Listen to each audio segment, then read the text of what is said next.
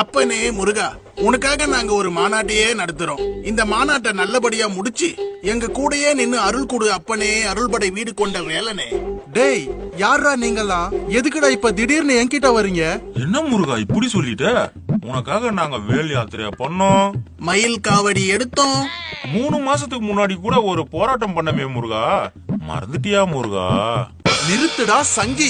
அத மட்டும் இல்லடா, நான் எதையுமே மறக்கல. பீகார்லயும் உத்தரப்பிரதேசம்லயும் ராமரை வச்சு கலவரம் பண்ணி மக்களை ஏமாத்துனீங்க.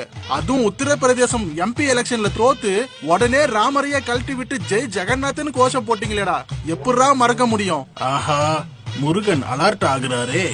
ஒடிசாவுல பூரி ஜெகநாத்னு சொல்லி நல்லா வடையா சுட்டீங்க. ஆந்திராவுல திருப்பதி லட்ட வச்சு கலவரம் பண்ணீங்க. இவ்வளவு ஏன் கேரளாவுல என் கசின் ஐயப்பனுக்கே விபூதி அடிச்சீங்களேடா. என்ன நம்ம மொத்த வரலாறையும் கரெக்டா சொல்றாரு முருகரு. இப்படி ஒவ்வொரு மாநிலத்துக்கும் ஒவ்வொரு கடவுளை தேர்ந்தெடுத்து மத கலவரம் மூட்டி விட்டு அதுல அரசியல் பொழப்ப ஓட்டுற சங்கிங்க நீங்க. உங்களுக்கு தமிழ்நாட்டுல நான் தான் கிடைச்சனா? இதெல்லாம் எப்படி முருகா உனக்கு தெரியும்? டேய், நான் கடவுள்டா, எனக்கு எல்லாமே தெரியும். ஆனா ஒண்ணு மட்டும் சொல்றேன் கேட்டுக்கோ. வட மாநிலம் மாதிரி என் தமிழ் மக்கள் கிட்ட மத அரசியலும் பண்ண முடியாது, இந்து முஸ்லிம்னு கலவரமும் பண்ண முடியாது. உங்க தாமரை அதுல கூட மலராது. ஓடுங்கடா சங்கிங்களா, இல்ல வேலை எடுத்து வாயிலேயே சொருகிடுவேன். ஓடுங்கடா.